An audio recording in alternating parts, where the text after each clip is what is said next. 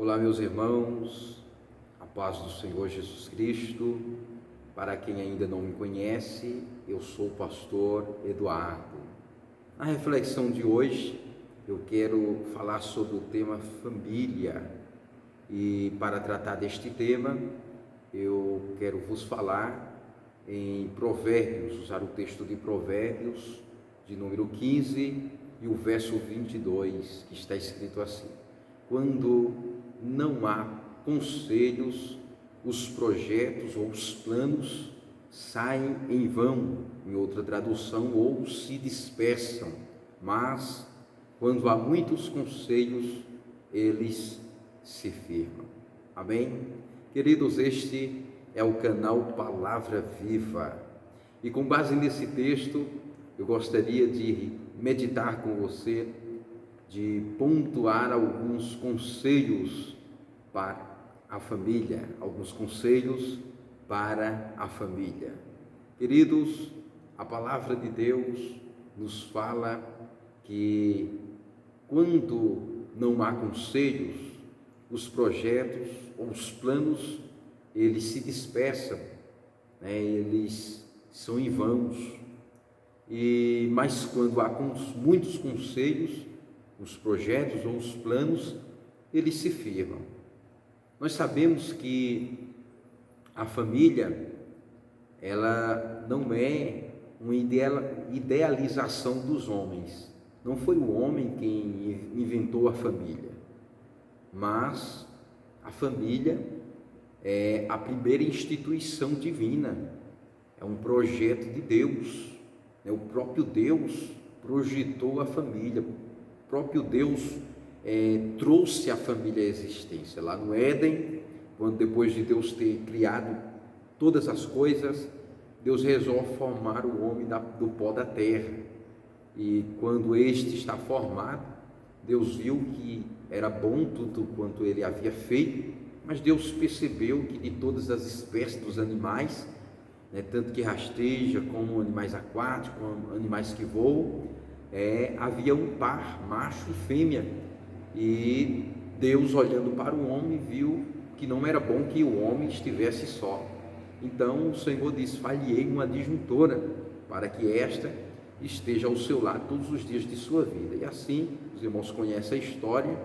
Deus pôs um sono profundo do homem, e da costela de Adão, que foi o primeiro homem, Deus trouxe a existência, formando assim a mulher por nome Eva. Mas, irmãos, depois de Deus formar o casal, Deus deu uma ordem para eles, que eles deveriam crescer e se multiplicar, e então constituir assim a família. Quando nós tratamos deste assunto chamado família, nós sabemos que desde o princípio a família tem sido o alvo principal do adversário das nossas almas, que é o diabo. A Bíblia diz que o diabo ele veio para matar, roubar e destruir, e ele não tem feito outra coisa senão isto. De fato, ele tem investido de todas as formas, de todas as maneiras, contra as famílias, e causando divórcio, separando casais, colocando inimizade entre irmãos, entre pai e filho, filho e pai, mãe, nora, sogra e assim por diante. E quando nós nos deparamos com todo esse contexto familiar, essa turbulência, essa avalanche de intrigas, de problemas que envolve a família, a gente para e pensa: o que eu devo fazer para estar bem com a minha família? E na reflexão de hoje, eu quero pontuar, eu quero trazer para vocês alguns rápidos e básicos conselhos, para você e para a sua família. O primeiro conselho está relacionado com o amor. Não poderia ser outro. O amor, a Bíblia diz que ele cobre uma multidão de pecados. O amor é o principal elo, que une o homem com Deus. João 3,16 diz que por amor ao mundo, por amar o mundo, Deus entregou seu único Filho, para que todo aquele que nele crê não pereça, mas tenha a vida eterna. Mas qual seria o conselho? O primeiro conselho. O primeiro conselho para você e a sua família é: ame a sua família como se fosse o último dia da sua vida. Sim, isso mesmo que você ouviu. Ame seu pai, você é filho. Ame seu pai, ame sua mãe, ame seus irmãos, você é pai. Ame seus filhos, ame sua esposa, você é mãe. Ame seus filhos, ame seu esposo, enquanto você está vivo. Por quê? Salmo 144, verso 4, está escrito assim, que o homem, ele é semelhante, o homem, ele é semelhante ao sopro, e os seus dias é como a sombra que passa. Olha que palavra forte, a Bíblia diz que o homem, ele é semelhante ao sopro. O que é um sopro? Um sopro não é nada, sopra, já acabou-se. E os seus dias, os dias do homem, a Bíblia, o que a Bíblia quer dizer com isso? Os dias do homem, ele passa tão rápido que ele é como uma sombra. A sombra passa e não volta mais, é muito rápido. E isso está fazendo alusão à brevidade da vida. Então nós precisamos amar os nossos entes queridos, amar os nossos filhos, amar os nossos pais, amar os nossos irmãos, a nossa família, como se fosse um último dia da vida. Existe um provérbio, um ditado popular, que as pessoas dizem assim, que a gente só valoriza quando perde. Não espere perder para você valorizar aquilo que de fato é importante para você, que é a sua família. Então ame a sua família, ame seus filhos, compartilhe seus sentimentos de amor com a sua família, e você vai estar abençoando a sua casa. Em segundo lugar, o segundo conselho para você e a sua família: cuide bem da sua família. Isso me faz lembrar a primeira carta do apóstolo Paulo a Timóteo, no capítulo 5 e no versículo 8. Paulo fala uma coisa tremenda, e ele vai dizer que: mas se alguém não cuida dos seus, principalmente os da sua própria casa, se referindo aqui à família, Paulo vai dizer que este alguém, ele negou a fé e é pior do que os infiéis. Olha como é importante eu cuidar da família. É tão importante eu cuidar da família que o apóstolo Paulo diz que quem não cuida da sua família, dos seus, ele está negando a fé, Nós temos visto ao longo dos anos, nessa caminhada, tantas pessoas, que têm desprezado a família, e às vezes diz: eu estou fazendo a obra, eu estou fazendo isso, fazendo aquilo, eu preciso trabalhar para Deus, quando a sua família está desprezada, está jogada lá, está esquecida, e não cuida da sua família.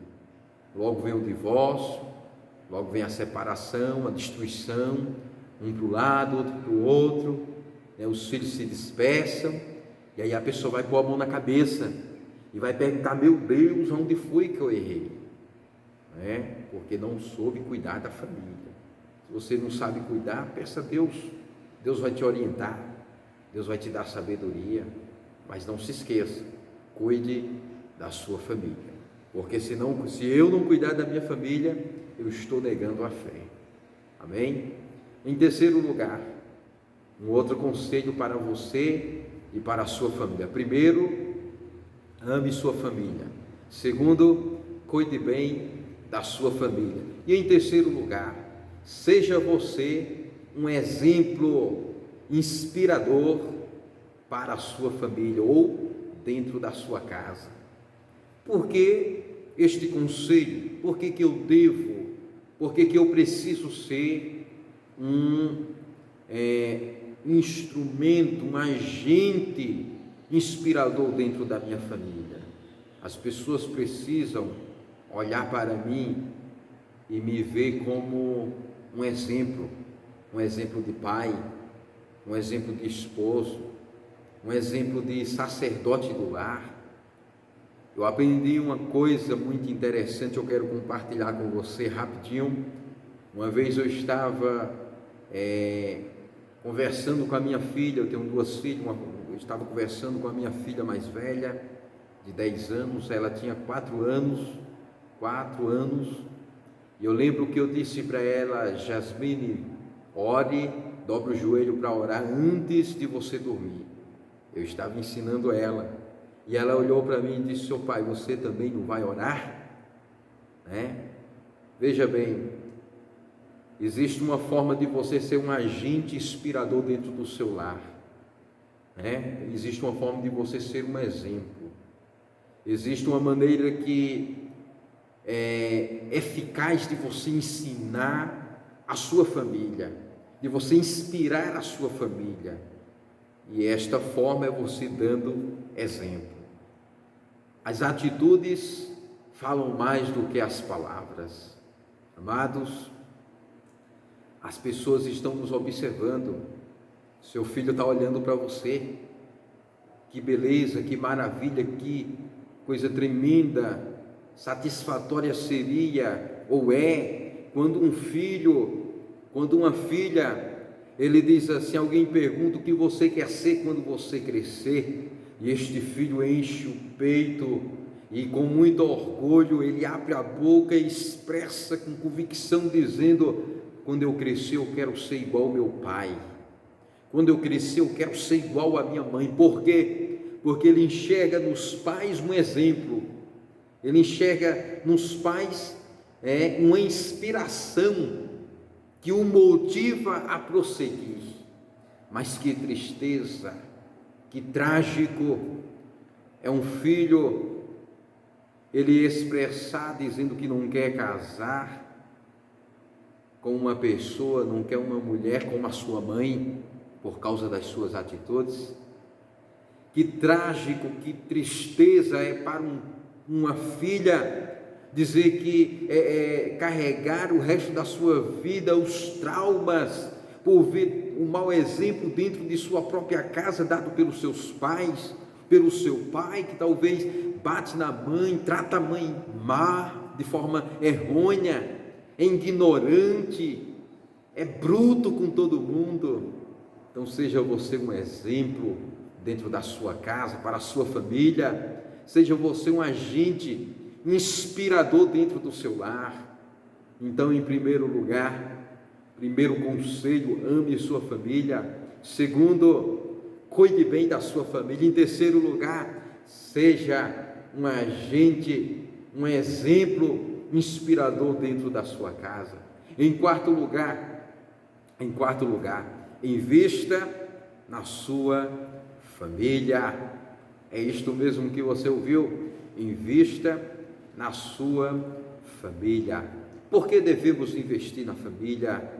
Amados, às vezes existem problemas que acontecem, que até causa separação, e esse problema é por falta de investimento, Quantas famílias, quantos pais que às vezes estão presos dentro de um sistema que ele foi criado, e aí por ignorância ele acha que tem que criar os filhos da mesma maneira que ele foi tratado quando criança, mas ele se esquece de considerar que o tempo, que a dificuldade era outra, que os seus pais também é de uma outra geração, que a cultura também era outra. Tudo isso é um contexto que tem que ser observado, tem que ser considerado, e nós estamos vivendo num tempo diferente, A realidade que estamos vivendo é outra, e precisamos agora, mais do que nunca, investir da melhor maneira possível, não somente nos filhos, mas na família como um todo. E de que forma eu posso investir na minha família?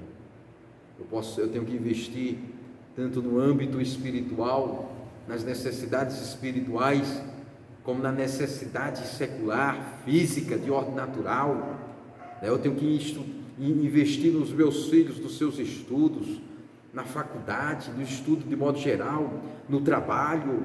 Tem que investir na minha esposa, você tem que investir no seu cônjuge, na sua esposa, do seu esposo. Invista nos seus sonhos, dos seus projetos, mas que estes sonhos e projetos sejam sonhos e projetos coletivos de toda a família. Invista na sua família, e você vai estar fazendo bem para você mesmo.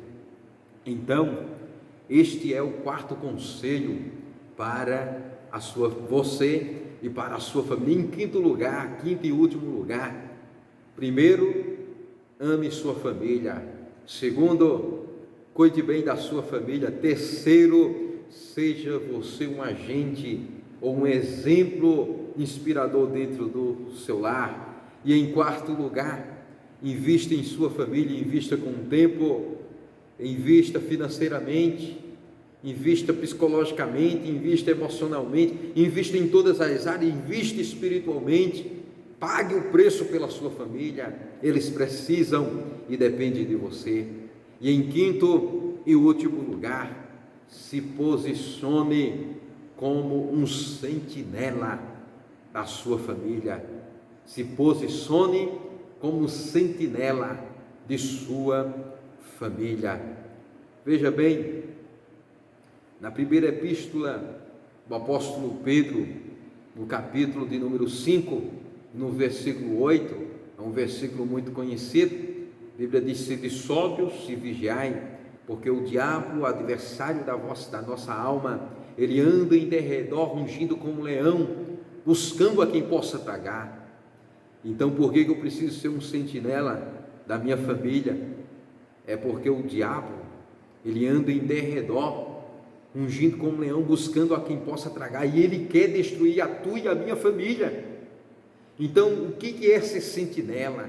Ser sentinela é você estar observando, é você estar em constante vigilância. É claro que você não tem como policiar a sua família 24 horas por dia, você não tem como monitorizar o seu filho, a sua filha na escola, na faculdade 24 horas por dia, mas tem como sim, de forma parcial, você acompanhar os passos de toda a sua família. E uma outra questão desse quesito aqui, que é importante lembrar, é que você não vai grudar nos seus filhos, na sua esposa, e vai sufocá-lo, e vai ficar ao pé dele, ao pé dela 24 horas, não. Ser um sentinela não é isso. Ser um sentinela é você interceder pela família, é você fechar a brecha pela sua família, é você orientar a sua família, é você ensinar a sua família. Ser um sentinela é você ser um agente abençoador da sua família, é você fechar as brechas que existem no meio da família, para que o inimigo não mine e destrua a tua casa e destrua a tua vida. Então seja um sentinela da sua casa, da sua família. Meus amados, que Deus em Cristo vos abençoe. Esta foi mais uma rápida palavra, uma rápida reflexão com o canal Palavra Viva. Compartilhe o link, compartilhe esta mensagem, mande para os seus amigos, para que eles também sejam edificados pela palavra de Deus. Fica com Deus, a paz do Senhor Jesus.